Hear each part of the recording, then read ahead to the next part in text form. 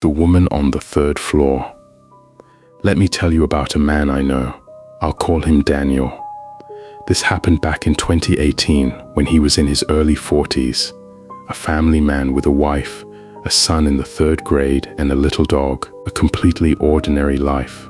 And the whole thing started, believe it or not, with a job posting that promised he would never have to work late again. Daniel had changed jobs his entire career.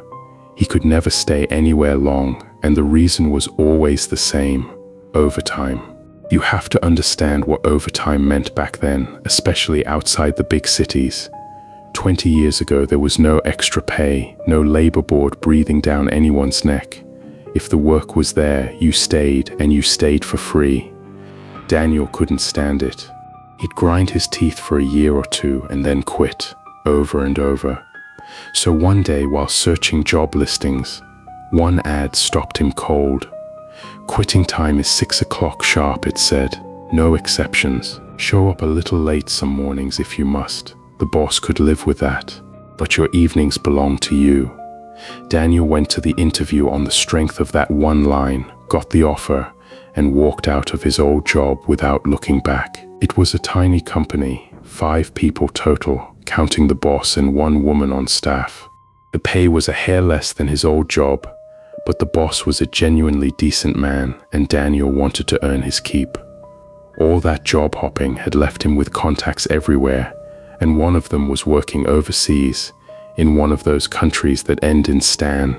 Through him, Daniel opened up an export channel nobody had even dreamed of. A company that small exporting, the boss was overjoyed. Exports came with government incentives too. Grants you had to repay, grants you didn't, and Daniel chased down all of it. The company's cash flow got comfortable, and the boss, to his credit, said, "You grew this company, so the company owes you the same." By 2018, Daniel's pay had climbed by a couple of $1,000s a month over what he'd started at. He was, for the first time in his life, happy at work. There was just one thing he hadn't done the math on. The overseas partner was 4 hours behind. When they clocked out at 6 in the evening, it was 10 at night for Daniel. At first, he ate the late nights himself, his project, his problem. Then he negotiated it down. Tuesdays and Fridays, he'd stay until 10, and they'd bundle all their back and forth into those 2 nights. But remember, this is a man who chose his whole career around going home at 6. So he went to the boss. "Honestly, 2 nights a week until 10 is wearing me down. Could we hire someone part-time?" The boss thought it over and agreed. He put out a posting and hired a young woman in her mid-20s. Tuesdays and Fridays, 6 to 10, and the company hummed along. Then one day the boss called everyone in. "I've carried one regret all these years," he said. "I started this business with nothing, and this office shows it. Every time a client visits, we're all a little embarrassed, aren't we? Well, we're moving. Where to? The busiest entertainment district in the city, the best block in town." He'd signed the lease that very day. The whole office cheered. Company dinners would be a matter of stepping out the front door. The new building was 5 stories, and their office was on the 5th floor. There were a few other units up there, but one had gone under and another barely saw a human being, so they practically had the floor to themselves. The space wasn't huge, but it was clean and exactly what they needed. Daniel loved it. Lunch spots everywhere, friends to meet after work, everything at arm's reach. About 6 months in, the part-timer came to him, apologetic. She'd landed a full-time job. She'd already told the boss. Daniel thanked her for everything, and on her recommendation they brought in a replacement, a young man in his late 20s, studying for the civil service exam. Sharp kid, polite, picked up the work fast. Everyone liked him. He'd been there about 2 months when, one Tuesday, 6 o'clock came and went, and he didn't show. Daniel called at 1:15. No answer. Called again at 1:30. Nothing. So Daniel worked the shift himself until 10. The next day he called again to make sure the kid was all right. And from that day forward, the kid never answered anyone. Not Daniel, not the boss, not the former part-timer who'd recommended him. He simply vanished on them. Daniel grumbled about young people these days, but what could you do? Try hiring for that slot. 2 evenings a week, 6 to 10. Need spreadsheets, need some English. Nobody was lining up, so until they found someone, Daniel covered the nights himself. He'd done 2 or 3 of those shifts when a Friday came around. No plans, no friends free, so he figured he'd work till 10, poke around online a bit, and head home. All evening, under everything, he'd been hearing a bass line. Boom, boom, boom, boom. Nothing strange about that. The district turned loud after 6. Bars and clubs in every direction. Somebody's really cranking it tonight, he thought, and kept working. Around 11:30, he packed his bag and headed out. To reach the elevator, you pass through a common door with a keypad lock into a little elevator lobby. The moment he stepped through, a wave of perfume hit him. Thick, sweet, a woman's perfume. You know how a scent doesn't technically have a gender, but you can just tell. He could tell, and it was strong, like she'd walked past a second ago. Who came up to the 5th floor, he wondered. They couldn't have gotten past the keypad anyway. He shrugged it off, called the elevator, and pressed the button for the underground garage. The elevator went down and stopped at the 3rd floor. He hadn't pressed it. Someone heading down, he assumed. The door slid open, and the muffled thumping he'd heard all night hit him as a wall of sound. You know that blast when a club door swings open? Exactly that. Huh, he thought. There's a club on the 3rd floor. He'd never once noticed. And standing in front of the doors was a woman, a clinging black dress. Long, straight black hair, damp like a dancer out of an old music video, like she'd been on the floor for an hour and stepped out to cool down with a cigarette. Their eyes met. She was genuinely, strikingly beautiful. And in those few seconds, the perfume rolled into the elevator ahead of her. The same perfume from the 5th floor. Ah, he thought, she must have wandered upstairs earlier. He reached for the close button. She waved at him, a loose little hello. Had a few drinks, clearly. Good evening, he said politely, and pressed the button again. The doors didn't close. Hey, handsome. He actually turned and looked behind himself in the empty elevator. Me? Come here, she laughed. Come play with us. And he got off. Curiosity, flattery, he couldn't even tell you which. Were you up on the 5th floor just now? He asked. Come inside, she said, tugging his arm. I was heading home. I work upstairs, on 5. She pulled him in anyway. Inside, it wasn't exactly a club. More a bar that wanted to be one. A small stage, people dancing on it, and beside their tables, waiters threading through. A young Friday night crowd, loud and loose and happy. She sat him down and poured him a beer. He drank it half on guard, thinking, is this a hustle? Am I about to get handed some monstrous bill? But nothing like that ever came. They joked, they talked, they laughed. He'd admit later, a wonderful time. Around 2 in the morning, she waved him off. Bye-bye, and he floated home. Free beer and good company. Apparently this old face still works, he thought. Tuesday, his overtime night. The bass started up again. Business on a Tuesday, he thought. And work till 10. Elevator, garage button, going down. And the doors opened on 3 again. A few people stepped on this time, and there she was by the entrance, smoking. The black dress, the beautiful one. They recognized each other at the same instant, and she lit up. Hey, hello, handsome. He went over, genuinely pleased. I felt bad about last time you bought everything. Tonight's on me. Really, thank you. So in they went, and he bought the beers, paid the tab, and went home whistling. Wednesday morning, he told the office his little hero story. I'm a married man. I'm not saying anything happened, but apparently I've still got it. What are you talking about? So he told them. The club he'd never noticed downstairs, the gorgeous young woman who'd invited him in twice, the round he'd bought. The boss was out that day, but the company's director was in, an older guy who'd been with the boss from the beginning. I'll call him Walter. Walter's head tilted slowly to one side.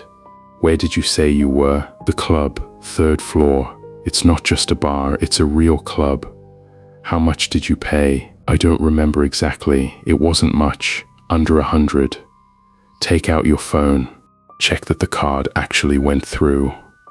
Why would I check? I paid by card. I got the confirmation text and everything. But he opened the app. Nothing. No charge from that night. He scrolled for the text.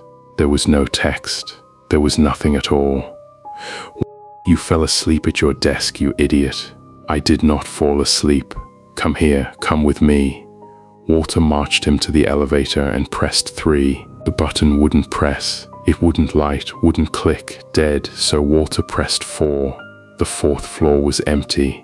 The entire floor, one bare vacancy, wall to wall. They took the emergency stairs down one flight, and Walter shoved open the door to 3, and there it was. The big black door. The club entrance Daniel had walked through twice. That's it. That's the place. They run it at night. Oh, do they? Said Walter, and pulled the door. It just opened, unlocked. Inside was pitch dark until they found a light, and then Daniel's stomach dropped. Junk, fixtures and clutter heaped everywhere, one pile like a small mountain against the wall. And a smell underneath it all, burnt. Old smoke soaked into the bones of the place. Walter, what is this? You tell me. I got curious about this building when we moved in. I've walked every floor. 2 is empty, 4 is empty, and 3 is this. He led Daniel deeper in and showed him a back room, a private room sort of space, with scorch climbing the walls. There was a fire in here at some point, and you're telling me they're running a nightclub. Did you doze off? Are you overworked? We don't even work hard enough here to be overworked. Pull yourself together, man. And that was the end of it for Walter, not for Daniel, because he remembered everything with terrible clarity. The doors opening on 3, the crowd, the music, the cold bite of the beer going down. Twice. It hadn't felt like a dream. It felt like the world had quietly swapped something out behind his back. Friday came around, his night, and from the moment the sun went down he felt it. A low, creeping wrongness in the office. Then, boom, boom, boom. The club bass thudding up through the building, his skin prickled all over. He sat there running calculations he didn't want to run. If I take the elevator and it opens on 3, what do I do? Take the stairs go right past 3. I'm a grown man past 40, what am I even thinking? Just finish and go. Then he heard it. Click, clack, clack, click, heels. He'd been inside that club twice, and the inside was too loud to remember clearly. But outside, in the smoking area by the entrance, the floor was some kind of marble, and her heels on that marble had made exactly that sound. Slightly off the beat. Click, clack, click, clack. It was coming from the corridor. His corridor. The 5th floor. His hand locked around the mouse, and his whole body went rigid. Gooseflesh raced up both arms. The common door is locked, he told himself. The keypad. Nobody has the code. The heels wandered, unhurried, up and down the hallway. Then they started coming closer, toward his office door. And understand what that meant. Those footsteps were already inside the locked common door. Daniel decided he would make the first sound. If it was a person out there, better to startle them than to sit and wait. Who's there? He shouted, far louder than he meant to, loud enough, he said later, that a living person would have jumped out of their skin. The footsteps stopped. Handsome. He opened the door. It was her. And this is the part he could never get past when he told the story. She did not look like a ghost. Not remotely. A pretty woman standing in a hallway, smiling at him. How did you get in here? I just came in. You work here, right? You said so. Yes, but what brings you up? Come have a beer with me. A beer where? Our club. Come down. 1 beer. He was very nearly out of his mind because he had stood on that 3rd floor in daylight and seen the burnt room and the mountains of junk with his own eyes. But he kept his voice steady. "I've got a heavy night tonight. Next time the beers are on me, I promise."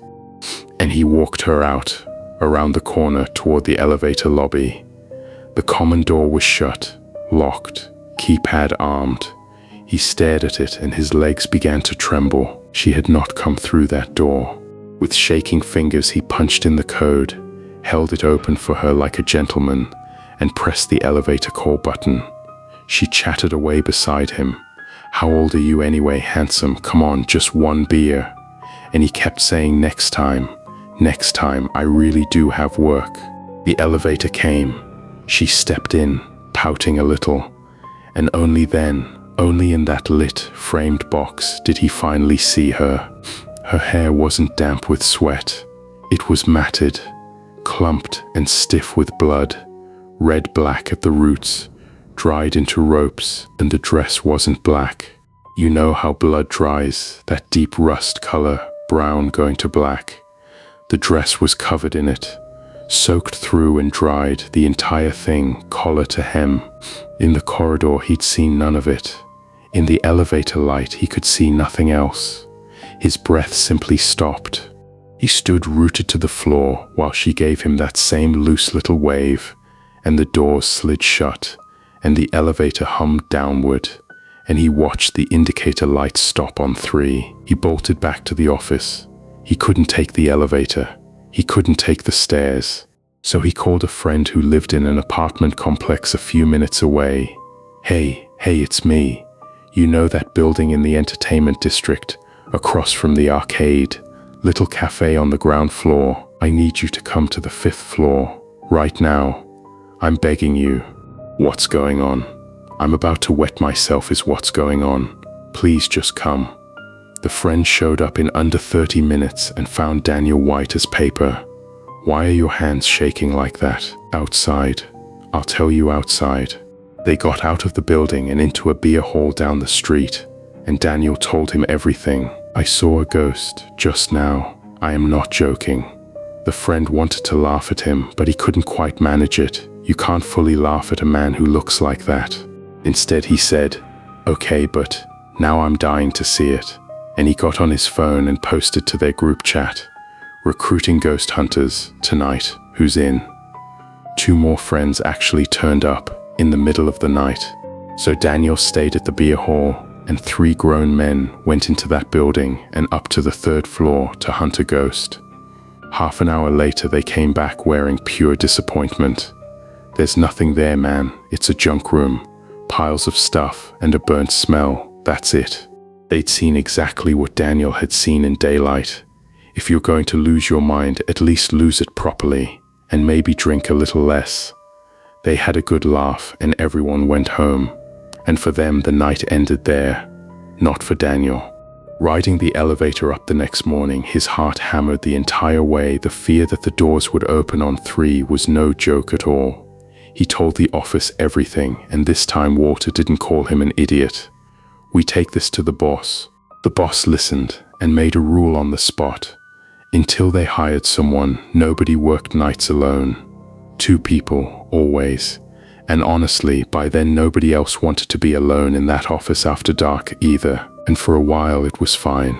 2 people, no music, nothing. Then came a night when it was Daniel and Walter on the late shift. Walter was playing some game on his phone. Daniel was working through email and spreadsheets, and both their heads came up at exactly the same instant. Boom, boom, boom. They looked at each other. Walter killed his game and jammed the phone into his pocket. Turned the computer off. "Lights, we're leaving. Now. No skepticism, no jokes, pure instinct. Whatever this man saw, it's real." Daniel slapped the lights off and held the computer's power button down until it died, and they went. At the elevator, Walter hesitated too. It opened on 3 by itself. Daniel said, "I told you. I can't get in that box." Stairs, go. 5th floor to 4th. The music got louder. Walter's footsteps got faster. As they passed the third-floor landing, the bass was pounding through the stairwell door, full and alive, a nightclub in roaring full swing behind a fire door on a burnt-out, empty floor. Walter took the rest of the stairs in a crouched sprint, and Daniel flew after him, all the way down to the garage, where they both stood with their legs gone to jelly. Walter lit a cigarette with trembling hands. "You heard that? Tell me you heard that. It's playing. The third floor is playing music. Then either you and I have both lost our minds together, or..." He didn't finish it. Neither of them so much as considered going to check. They got in the car and left that garage like a getaway driver. The next day the boss heard everything, and the boss went to the building's owner, and the owner finally came clean. "The second and fourth floors are empty for the same reason," he admitted. "I bought this building at auction. I keep my own office up on 5, and you're practically the only tenants I have. I'm drowning. With vacancies like this, how am I supposed to make the bank interest every month?" So the boss and the owner came to an agreement. They would bring in a shaman and hold a rite. A few days later, the shaman came. They cleared every car out of the underground garage, and in that bare concrete cavern, the shaman held a full rite, a big one, drums and dancing, the whole thing. And because Daniel was the one most deeply tangled up with her, they had him kneel on the concrete and pray, beg really, palms pressed together, rubbing his hands, pleading, while the shaman danced behind him. He did every single thing he was told. And afterward the shaman told him, "It's all right now. I've cut away everything that was clinging, and I've sent her onward to her rest. You don't need to be afraid anymore." And it seemed to work. They still worked nights in pairs. Nobody was feeling brave. But there was no music, no heels, none of that cold static in the air. Other pairs, other nights, nothing. He wondered if it was just peace of mind. But no, the building was simply quiet. 3 whole months of quiet. Then one Friday, Daniel finished a night shift, had 1 beer, went home, and went to sleep. He woke to someone shaking him. It was still dark out, well before dawn. His son, 3rd grade, remember, not a baby, was shaking him with one arm, his whole face slick with tears, holding his other arm clamped against his body the way you hold a hurt limb. "Dad, Dad, wake up. Please wake up. I'm so scared. Dad, please do something." "What is it? What's wrong?" And the boy pointed at the living room. They had a little dog, and Daniel's wife was chasing it around the dark living room, swinging kicks at it. At 4 in the morning, and the dog wasn't running on 4 legs. It was running on 3, one leg drawn up against its body. Daniel crossed the room and grabbed his wife by the shoulders. "What are you doing?" And she turned and looked at him. And she said, "Handsome, what took you so long?" It wasn't her voice exactly. It was the lilt, the intonation, that teasing, tipsy, up and down music of the woman from the 3rd floor, pouring out of his wife's mouth. "Have a beer with me, handsome. Do you have any idea how far I've been wandering looking for you?" His legs nearly went out from under him, and at the edge of his vision he could see his son in the bedroom doorway with both hands clamped over his own mouth so that no sound would escape, crying without making a single noise. One thought came through, very cold and very clear. "I have to save my family." He shoved his wife with everything he had. She flew backward onto the sofa, and he pinned one of her arms down with his knee and shouted, "Bring Dad's phone, go." The boy sprinted and brought it. 4:30 in the morning. Who do you call at 4:30? No friend answers at that hour. His father would. His parents lived 3 minutes away by car. "Dad, come to the house right now. Something's happened." His father didn't ask twice. He knew the door code, and a few minutes later Daniel heard the beeps and the door, and his parents walked into the middle of it, their son pinning their thrashing, shrieking daughter-in-law to the sofa. "Did you two have a fight?" "No, Mom, Dad, hold her please, hold her arms." They held her down while she screamed and strained against them, and Daniel stood there thinking, "Do I call the police? Who on earth do you call for this?" And then his mother, out of nowhere, slapped his wife across the face, hard, and again. Snap out of it, snap out of it. Several ringing slaps, and his wife suddenly shuddered head to toe, trembled violently, and went completely limp. They laid her out on the sofa, and only then did Daniel's mind go to his boy, to what watching this was going to leave inside him. "Mom, please, take him into the bedroom, stay with him." She gathered the child up, and Daniel sat in the living room with his father, talking in low voices, until the sky went grey and the sun finally came up. In the morning, his mother made a call. She was of the generation that keeps such numbers, and she called the most respected shaman in the area, the real thing, the one people whispered about, and said money was no object, please come. Around 10 o'clock, the shaman arrived. Daniel's wife was still under, eyes closed, unwakeable. The shaman began moving through the apartment, room by room, and before she found anything, Daniel's own eyes snagged on something, the walk-in closet off the bedroom. In the bottom left corner, on the floor beneath the hanging clothes, something rolled up tight and shoved into the gap. He pulled it out and shook it open. A dress, not the same dress the woman wore, but a dress, and it was stiff with blood. Dried brown black caked into the fabric, hidden in his wife's closet in his own home. He dropped it and dry heaved right there on the floor. The shaman took one look at it and cried out, "Oh no, oh child." She wrapped the thing up and carried it out of the house with her. Around 3 that afternoon, his wife woke up. She remembered nothing, not the dog, not the sofa, not the slaps, nothing at all. Daniel, meanwhile, was furious. He got the boss on the phone and raised absolute hell. We held the right, the garage, the drums. It was supposed to be finished. And it was the shaman who had come to his house who finally gave him the answer. It's the answer that still gets me. "If everything you've told me is true," she said, "then the ghost left that building. She followed you. That's why the building has been quiet. There was nothing left in it to make noise. She came home with you, and she was settling in. She was getting ready to live as your wife. The shaman said she could handle it, but not alone, and she named a very large sum, and Daniel paid it. He said something afterward that I believe completely. Once you have lived through a thing like that, there is no number you won't pay. You will find the money somehow. They sent the boy to stay with his grandparents while it was all being done, and then, at last, came the history. The boss managed to get an introduction to the owner of the building directly across the street, a man who had watched that block for decades, and he passed on to Daniel what he learned. There was a fire on the 3rd floor. That much is fact, on the record. And then there is the part the neighborhood only tells quietly, the part that never made any record. There was a woman at that club, and one night violence broke out inside. And I want to be precise, the way it was told to Daniel, not the kind of violence you might assume when you hear a woman was involved, just raw, brutal, physical violence. A beating. Her head was split open. She was covered head to foot in her own blood, and she went down and she died. And the man who did it was the younger brother of the man who ran the club, so they set the fire. She was found burned.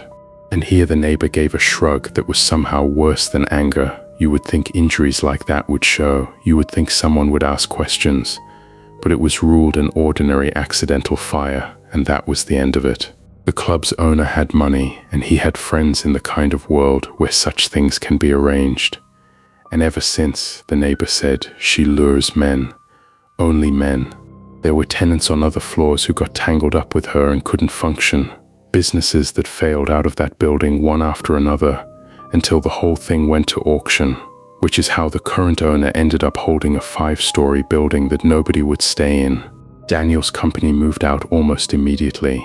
The owner didn't argue about the lease. Whatever was left on the term, he waved it away and returned the entire deposit. I suspect he was long past arguing about anything. Years later, after the pandemic had come and gone, Daniel found himself in that district with a couple of friends and walked past the building.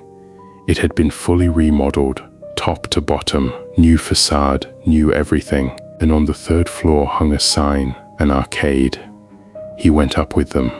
Bright lights, rows of game machines, a part-timer at the counter calling out a cheerful welcome.